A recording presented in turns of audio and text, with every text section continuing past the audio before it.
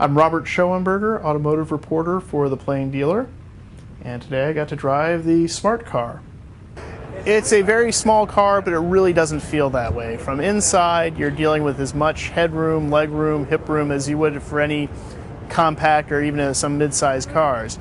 Tall people can fit into it fairly comfortably.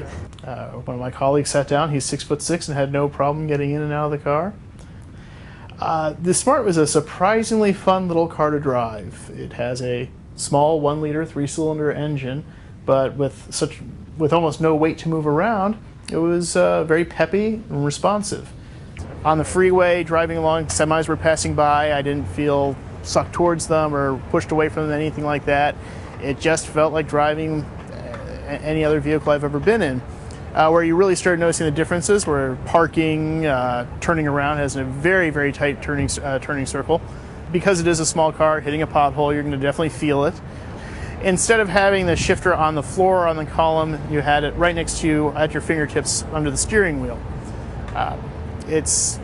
If you've ever driven them before, it's a fun way of shifting around. You definitely have your hands are already there for the steering. You don't have to move away to shift. You don't have to put your foot down on a clutch. It's an electronic clutch.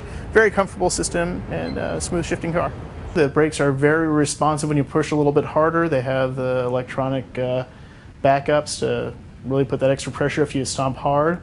But it'll take some getting used to. It's not going to be a very comfortable driving experience the first few minutes until you get used to that. They have more than 20,000 people have signed up and paid $99 to reserve a spot in line to buy one of these. Given the interest people have in new and unusual vehicles, you look at the success of Toyota's Scion line, you look at the success of hybrids. This is a very small, very fuel-efficient vehicle that should be popular in places where people want to make a statement about what they're driving.